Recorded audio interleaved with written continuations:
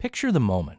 A folding cot inside a Quonset hut hangar at Roswell Army Airfield, New Mexico, sometime after July 4th, 1947. A young nurse leans over a stretcher. The being on it is small, barely 4 feet, with large, dark eyes and gray-toned skin. It is alive. Then, she says, it opens its eyes, looks directly at her, and smiles. That single image, a captive creature offering a human expression of warmth, has anchored the most persistent thread in Roswell mythology for nearly 40 years.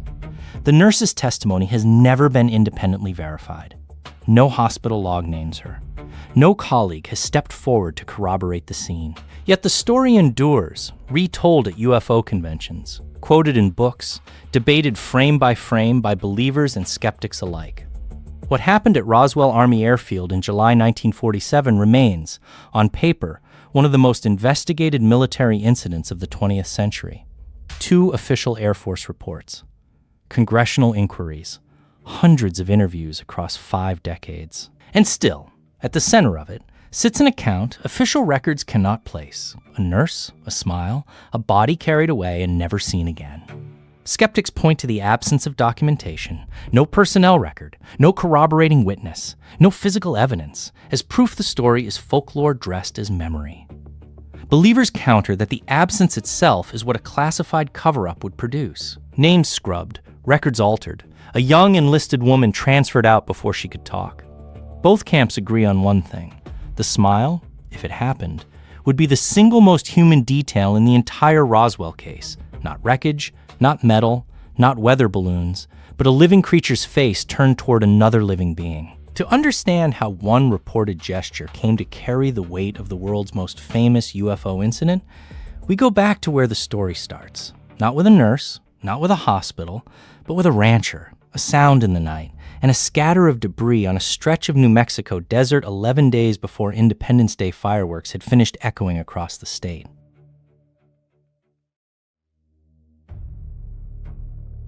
The debris field appeared on William Mack Brazel's land sometime between June 14th and July 2nd, 1947, the exact date lost to Brazel's own uncertain memory when he later recounted it. Brazel worked the Foster Ranch, a stretch of scrubland roughly 75 miles northwest of Roswell, New Mexico, nearer the small town of Corona than to Roswell itself. He was checking sheep after a violent overnight thunderstorm when he found it. A wide scatter of wreckage spread across a pasture, described later as rubber strips, tinfoil, tough paper, and thin wooden sticks, some printed with strange, flower-like symbols he could not identify. Brazel gathered a few pieces and, by July 6th, drove into Roswell to report the find to Sheriff George Wilcox. Wilcox contacted the Roswell Army Airfield, home to the 509th Bomb Group, at the time the only nuclear-capable bomber unit in the world. That call brought intelligence officer Major Jesse Marcel to the sheriff's office, and from there out to the Foster Ranch itself, where Marcel and counterintelligence agent Sheridan Cavett examined the field firsthand, on their hands and knees, sorting fragments from dirt. Marcel later described a debris pattern spread across roughly 3/4 of a mile, material light enough to carry armfuls of at once, but strong enough, in his own words, that a sledgehammer wouldn't dent it. He loaded wreckage into the trunk of his car and, before returning to base, stopped at his own home in the early hours to show pieces to his wife and young son, a detail that would matter enormously decades later, when investigators tried to establish what the material looked like before the Army took full control of it. By the time Marcel arrived back at Roswell Army Airfield with the wreckage, the material was already becoming a base-level story, one that within 48 hours would stop being a rancher's curiosity and become a headline circling the country. What the base's public information office did next, on the morning of July 8th, would turn a quiet New Mexico ranch into the origin point of the modern UFO era. At 9 a.m. on July 8th, 1947, Lieutenant Walter Hott, public information officer for the 509th Bomb Group, issued a press release authorized by Base Commander Colonel William Blanchard. Its opening line was unambiguous. The Roswell Army Airfield had recovered a flying disc from a ranch in the Roswell vicinity. The Roswell Daily Record ran it that afternoon under the headline, "RAF Captures Flying Saucer on Ranch in Roswell Region." Wire services picked it up within hours. By evening, newspapers from Chicago to London were running some version of the story, the United States military, on the record, claiming to possess a crashed flying disc. It remains the only time in the history of the UFO phenomenon that a military press office made that specific claim and put its own name on it. The reversal came almost immediately. Blanchard ordered the material flown to 8th Air Force Headquarters in Fort Worth, Texas, where Brigadier General Roger Ramey took charge of the story. On July 9th, Ramey held a press conference and laid the recovered material across his office floor for photographers, foil, sticks, and rubber, now identified as the remains of a weather balloon and its radar reflector target. Major Jesse Marcel, the same officer who had gathered material at the Foster Ranch, was photographed kneeling beside the wreckage, smiling for the cameras, confirming the new explanation on the record. Within 24 hours, the story had gone from national headline to closed case. The Army's account, weather balloon, nothing more, became the official record and stayed the official record for the next 47 years, until 1994. For nearly 5 decades, that single Fort Worth photograph stood as the last official word on Roswell. But retractions rarely kill a story outright. They just push it underground into private conversations, hospital hallways, and the memories of people who claim they saw more than any weather balloon before it was ever reclassified. One of those conversations wouldn't surface publicly for another 42 years, when a Roswell mortician finally decided to talk about a phone call he had never forgotten. In 1989, Glenn Dennis broke a silence he said he had kept for 42 years. Dennis had worked in July 1947 as a mortician for the Ballard Funeral Home in Roswell, under contract to provide mortuary services to the Roswell Army Airfield. He told researchers from the newly formed International UFO Museum that in early July 1947, the base hospital called his funeral home with an unusual request. How many child-sized caskets could Ballard supply, and could they be hermetically sealed? A separate call, he said, asked specific technical questions about preserving bodies exposed to the elements for an extended period. Questions that made no sense for standard military casualties. Dennis said he drove to the base hospital that same day to deliver an injured airman and, while there, encountered a nurse he knew from prior visits. She was visibly shaken, he said, working in a normally restricted area of the hospital. She described, he claimed, small, non-human occupants, some injured, one possibly still alive, being brought in and examined by hospital staff. Before Dennis could learn more, he says a military officer physically forced him out of the building and threatened him against repeating what he had seen or heard. Dennis said he tried to reach the nurse again over the following days. She was gone, reassigned, he was told, though to where no one would say. He claimed he later received a letter from her, postmarked from England, and then nothing, no further contact, ever. He said he never learned her fate.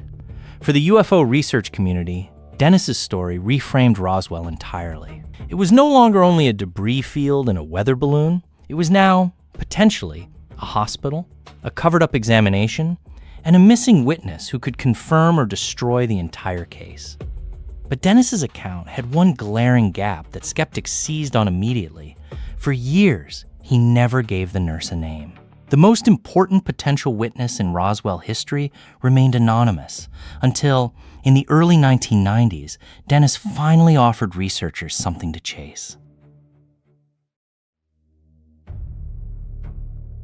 In the early 1990s, under continued pressure from researchers who wanted a name they could actually investigate, Glenn Dennis identified the missing nurse, Naomi Maria Self.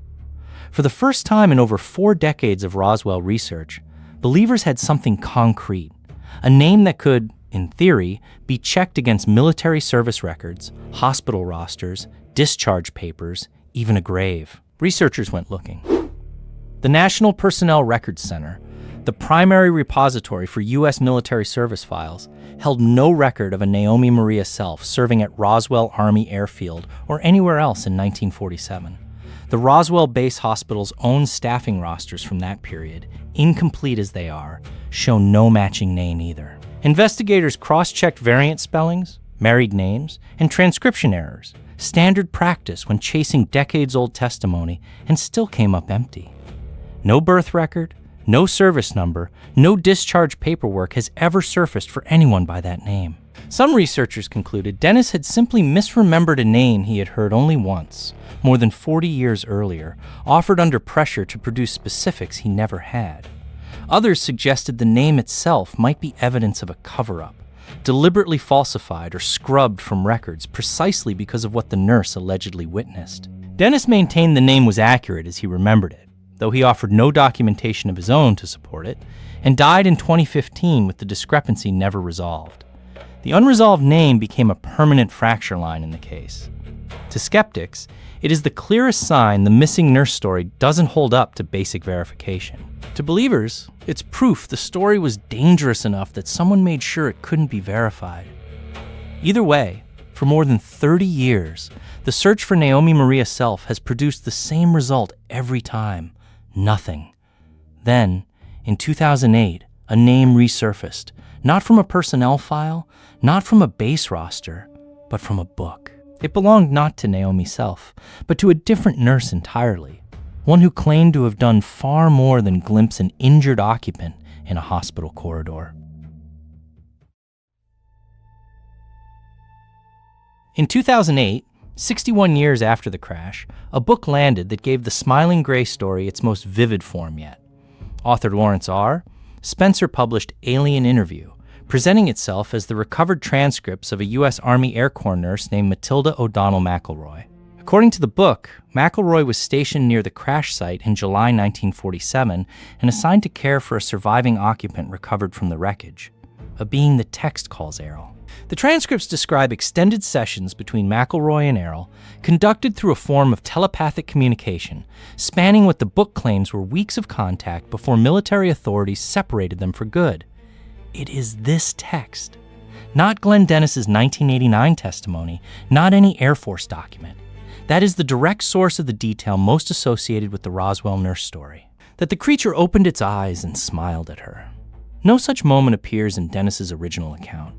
It appears here, in a 2008 book, 61 years after the alleged event, attributed to a nurse whose full name differs from Dennis's Naomi Maria Self, and who left behind no service record, no obituary, no verified photograph, no discharge paperwork anyone has ever located.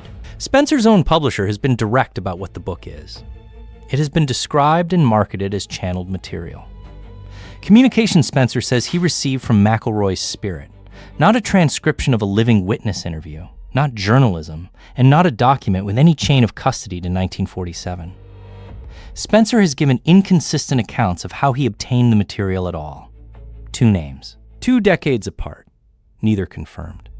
Naomi Maria Self surfaces in the early 1990s through Glenn Dennis's testimony alone. Matilda MacElroy surfaces in 2008 through a self-described channeled manuscript. Both claim to be the nurse who saw a living gray smile. Neither appears in a single Roswell Army Airfield personnel roster, hospital log, or discharge record examined by investigators over decades of searching. By 2008, the Roswell story had already survived 1 official government rebuttal. It was about to survive 2 more. In 1994, 47 years after Mac Brazel's ranch, the United States Air Force finally answered its critics in writing. The Roswell Report? Fact Vs. Fiction in the New Mexico desert identified the original July 1947 debris as wreckage from Project Mogul, a classified array of high-altitude balloons, radar reflectors, and acoustic sensors designed to detect Soviet nuclear tests from the stratosphere. Flight 4 of the Mogul program had launched on June 4, 1947, and gone missing over the New Mexico desert. Its tangled foil, sticks, and tape, the report argued, matched precisely the flying disc description Brazel gave Sheriff Wilcox weeks later. That explained the metal and the rubber. It did not explain the bodies. In 1997, the Air Force returned with a second report, the Roswell Report, case closed. This one addressed the small, humanoid figures that witnesses like Glenn Dennis's nurse described decades after the fact.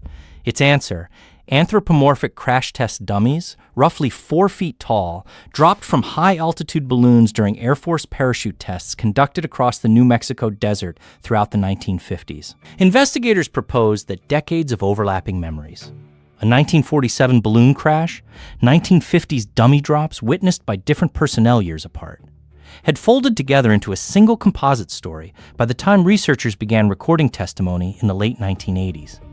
Believers rejected both reports as cover stories for a cover story. The timeline gap alone troubled critics. Dummy tests conducted in 1953, 1954, and 1959 could not explain a nurse's account rooted in July 1947, they argued, unless memories themselves had drifted across a decade or more. The Air Force had now offered two official, on-the-record explanations spanning 3 years of formal investigation. Project Mogul accounted for the wreckage.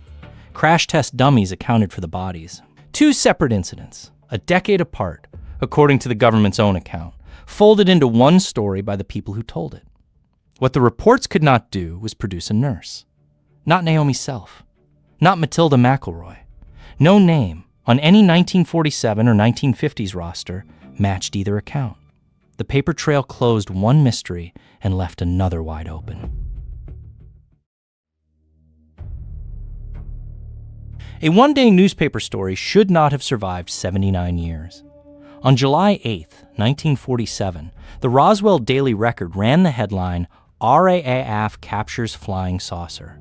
By July 9th, General Roger Ramey's Fort Worth press conference had reclassified the wreckage as a weather balloon, and wire services moved on within the week. By every normal measure of news cycles, Roswell should have died in the summer of 1947 alongside 100 other UFO reports filed that same year during America's first great flying saucer panic.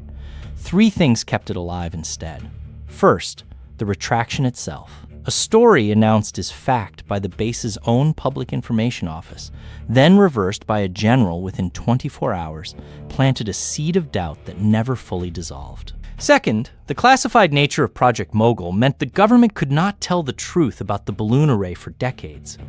The program remained secret until the early 1990s, so Cold War silence looked, to outside observers, indistinguishable from concealment of something else. Third, and most decisively, a September 1989 episode of the television series Unsolved Mysteries introduced Roswell to a national audience for the first time in 42 years, featuring Glenn Dennis and reviving witness interest almost overnight. That broadcast changed everything. Letters poured in by the hundreds. Researchers who had never heard of Roswell began tracking down aging veterans, nurses, and morticians across the country. Glenn Dennis gave his account. Names like Naomi Maria Self entered the record for the first time. None were ever confirmed against a personnel file. Not in 1990, not in 1994, not in 1997, not in the decades since. Nearly 80 years on, the story still fills UFO conventions in Roswell every July. Books are still published. Documentaries are still made. The wreckage has an official explanation now, twice delivered, backed by declassified program records. The nurse who says she watched a living gray smile at her has never had a name that checked out against a single roster. One retraction, one secret program, one television segment, and one detail that 4 decades of dedicated investigation have never once been able to nail down.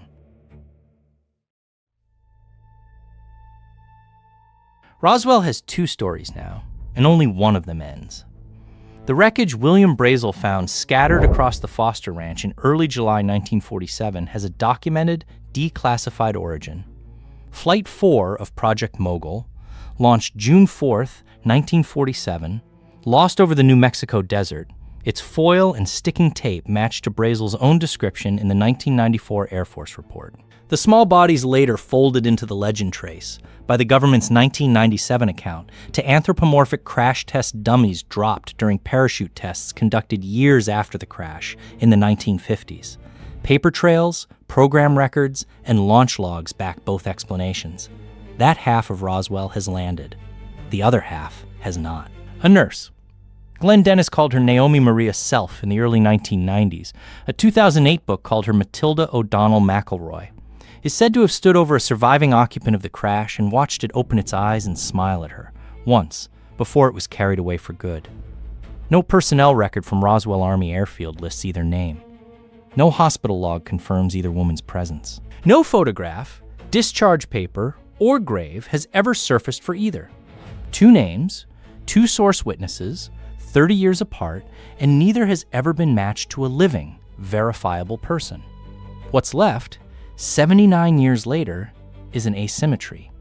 On one side, a fully declassified balloon program, a named test series, and 2 Air Force reports totaling hundreds of pages of documentation. On the other side, a single secondhand account, retold and renamed over 4 decades, describing a moment no other person has ever independently corroborated. A smile in a room before the door closed for the last time. Skeptics call that pattern conclusive. Believers call it exactly what a real cover-up would look like. Both camps are working from the same empty space in the record, a space the United States Air Force has never filled because it has never located a nurse to ask. Roswell's wreckage is a solved case. Roswell's nurse is not. What remains, after every report and every retraction, is onu memory he record yes cannot confirm.